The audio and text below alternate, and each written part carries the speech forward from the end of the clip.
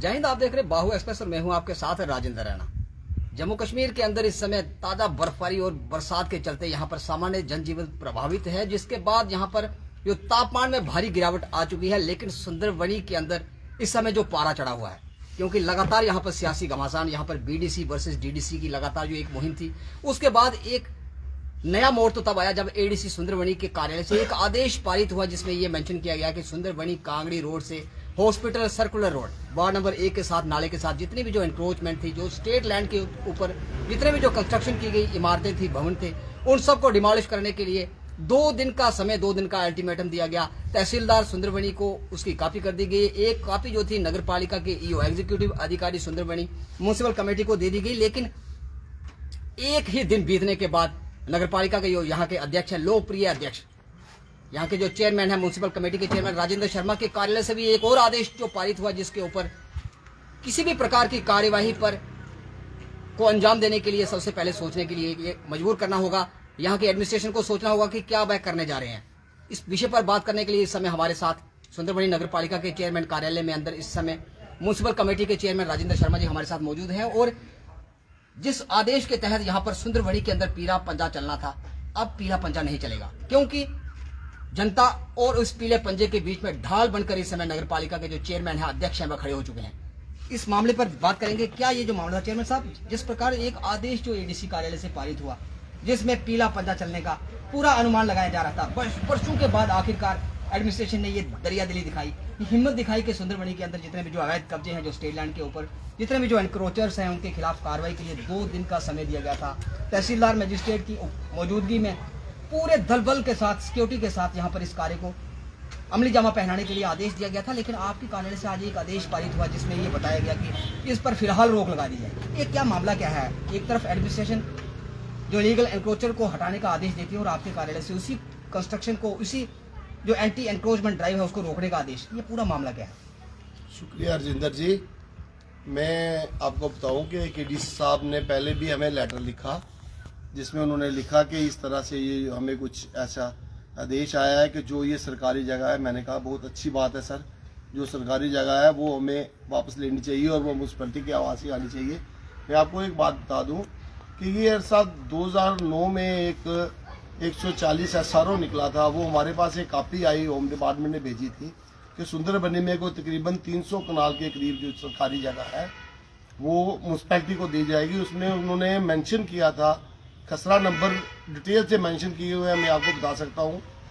तो हम उससे लेके उस वक्त भी कमेटी में मैं था, तो गिरधारी लाल डोगरा हमारे प्रेसिडेंट थे, उन्होंने लेटर लिखा और हम बार बार 6 महीने के बाद गवर्नमेंट को ये बताते रहे कि जो हमारी सरकारी जो ये लैंड है, ये म्यूनसिपैलिटी के हवाले की जाए।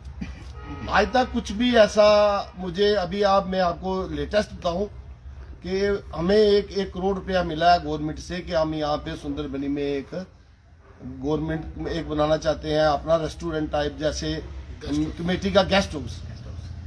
उसके लिए मेरे पास जमीन नहीं है। पीडब्ल्यूडी ऑफिस के पीछे हमारे पास 2 कनाल जमीन है जो खाली पड़ी हुई है। आप भी पीडब्ल्यूडी, वहाँ कुछ ना पीडब्ल्यूडी ने किया है ना म्यूनसिपैलिटी ने किया है। और जो भी सुंदरबनी में है, मैं बार बार इनको ये बोल रहा हूँ कि आप जो हमारी जमीन है वो हमें जमीन दिलवाइए, और भी जो जमीन है तो फिर हम उसके ऊपर जो भी कार्रवाई है वो करें। मुझे समझ नहीं आती भाई, एक तरफ तो जो गवर्नमेंट हमें पावर देती है और वो गवर्नमेंट कहती है कि म्यूनसिपल कमेटी के पास इतनी बड़ी पावर है, उनके पूछे बिना कोई इंटर नहीं कर सकता तहसील के अंदर। दूसरी तरफ से हमें ये आदेश आते हैं कि आप ये कर दो। हम तो जो लॉ में आएगा वही करेंगे, जो आदेश देगा हम इसे देखेंगे, पढ़ेंगे। अगर हमारे लॉ में वो आता है तो हम तैयार है करने के लिए। 2 मिनट में जेसीबी लेके, पीला पंजा लेके तोड़ने के लिए तैयार है। मगर अभी तक हमारे पास रिकॉर्ड ही नहीं है कि हमारे पास है क्या, सरकारी क्या है, गैर सरकारी क्या है, क्या इन लोगों की अपनी है। हम उन लोगों को बुलाएं जिनके लिए ये बताएं, उन्हें बुला के पूछें, उनके कागज चेक करें।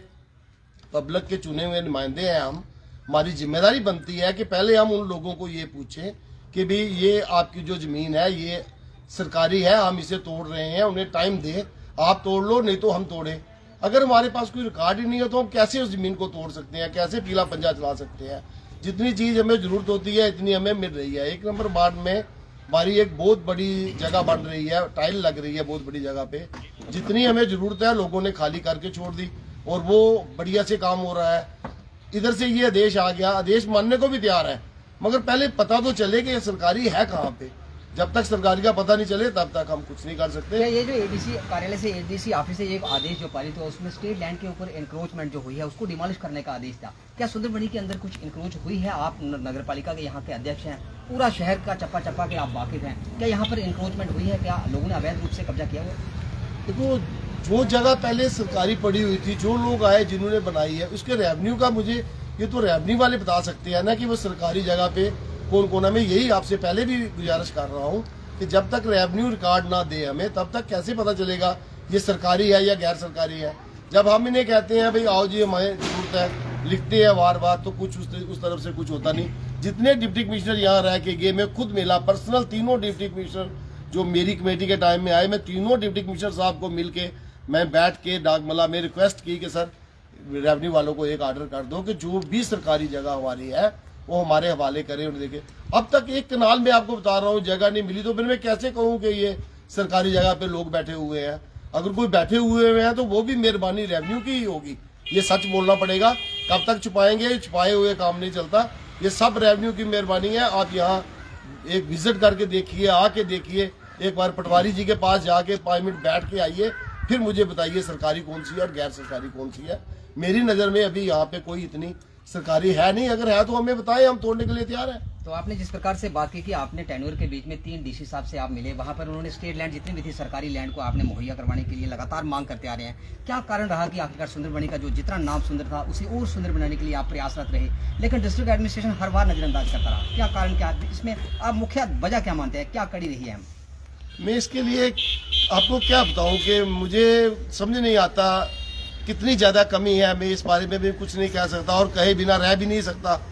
तो अफसोस है मुझे इस बात का कि इस वक्त तक आप हमें दे कुछ नहीं पाए और पीला पंजा लेके आ जाते हो। पीला पंजा तो अब मैं चलवाने दूंगा, साथ होकर चलवाऊंगा, मगर उस वक्त चलवाऊंगा जब ये क्लियर होगा। आप ऐसे किसी गरीब का घर तोड़ने के लिए कहो तो वो मैं कभी भी नहीं तोड़ने दूंगा जब तक ये क्लियर नहीं होगा। मैंने आपको बताया कि मैंने तीनों डीसी साहब को बोला है, सीलदार यहाँ पे आए चले गए, किसी ने कुछ एक कनाल जगह नहीं निकाल के दी। अभी आप देखो क्या करना है, ये गवर्नमेंट का काम है। ये आपके माध्यम से मैं सारी गवर्नमेंट को बताना चाहता हूँ कि इस पे गौर की जाए। अगर 300 कनाल जगह आप ही लिख के दे रहे थे 2009 में है, तो वो रेवेन्यू ने बेची है, म्यूनसिपल कमेटी ने बेची है, कोई दबंग लेके गए हैं। सुंदरबनी में दबंग तो कोई है ही नहीं, शरीफ लोग हैं, इज्जतदार लोग हैं। तो इसको देखो, इसको चेक करो, इसका पीछा करो और फिर पता चले क्या हो रहा है। ऐसे नहीं किसी का घर तोड़ने का ऐसे में कोई हक नहीं है, किसी गरीब आदमी को उजाड़ दे। तो आपको चेयरमैन साहब लगता नहीं कि जिस प्रकार जम्मू के अंदर जो न्यू प्लांट के अंदर जो कंस्ट्रक्शन थी, जो होम थी, उनको तोड़ा गया, जिसके बाद जम्मू कश्मीर के तमाम जो सियासी बड़े नेता थे कश्मीर घाटी से यहाँ पर उठकर आकर उनके लोगों के साथ बैठे, सरकार को कोसते हुए नजर आए? आपको लगता नहीं कि ये जो आदेश था, अगर इस आदेश के तहत पीला पंजा चल जाता तो सुंदरबनी भी जो न्यू प्लांट की तरह यहाँ पर भी इतिहास दोहराया जाता, लोग सड़कों पर होते? नहीं, लोग ऐसे सड़कों पे नहीं ना हो। अगर जेन्युइन है तो पीला पंजा चलाएंगे। मैं पहले आपको बता रहा हूँ ना, हम साथ होके पीला पंजा चलाने को तैयार है, मगर ये पहले आइडेंटिफाइड तो करेंगे ये लोग गलत बैठे हुए हैं। जम्मू में कुछ रिकॉर्ड मिला होगा ना, पूरा जम्मू कितना बड़ा है, कोई हजारों लाखों कनाल जमीन है जम्मू में। तो अगर 4 दुकानें किसी जगह पे टूटी होगी तो वो सरकारी होगा।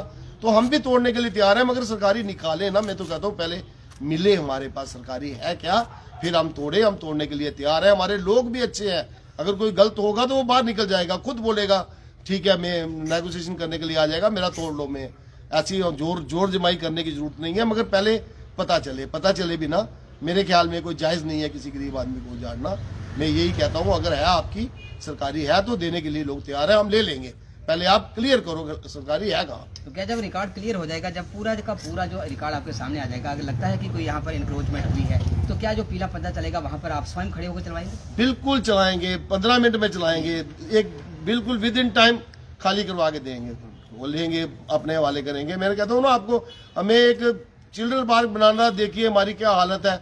जब यहाँ पे हरदीप सिंह पुरी साहब आए थे, उन्होंने एक माइलस्टोन रखा था, ये इसलिए कि यहाँ पे 84 लाख रुपए का एक चिल्ड्रन पार्क बनेगा।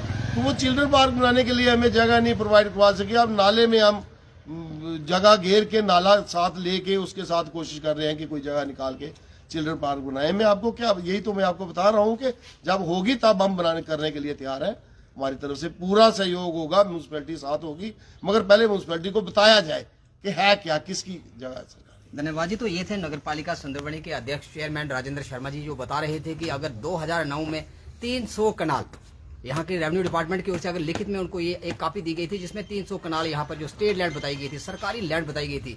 इनका कहना था कि जितने भी इनके टेन्योर के बीच में जितने भी डिस्ट्रिक्ट डेवलपमेंट कमिश्नर राजौरी रहे, तमाम डिस्ट्रिक्ट डेवलपमेंट कमिश्नर से ये मिले और मांग की कि सुंदरबनी को और सुंदर बनाने के लिए यहाँ पर कई प्रकार के कंस्ट्रक्शन को करने के लिए उनको सरकारी जगह चाहिए, लेकिन एक कनाल जो सरकारी लैंड थी वो यहाँ का डिस्ट्रिक्ट एडमिनिस्ट्रेशन इनको प्रोवाइड नहीं कर पाया और एक आदेश थमा दिया गया कि नगर पालिका साथ होकर जो एंटी एनक्रोचमेंट ड्राइव लाए। इनका कहना था कि पहले रिकॉर्ड को क्लियर किया जाए, रिकॉर्ड स्टेट किया जाए, उसके बाद तमाम लोगों को नोटिस दिया जाए, जिसके बाद अगर कोई अवैध कब्जादारी पाया जाता है तो उनके खिलाफ कार्रवाई करने के लिए वह स्वयं नगर पालिका के जो अध्यक्ष के नाते उनके साथ एडमिनिस्ट्रेशन के साथ कंधे के साथ कंधा मिलाकर खड़े रहेंगे। फिलहाल आप देखते रहे बाबू वीडियो जर्नलिस्ट सत्यनारायण के साथ बाबू मैं राजेंद्र।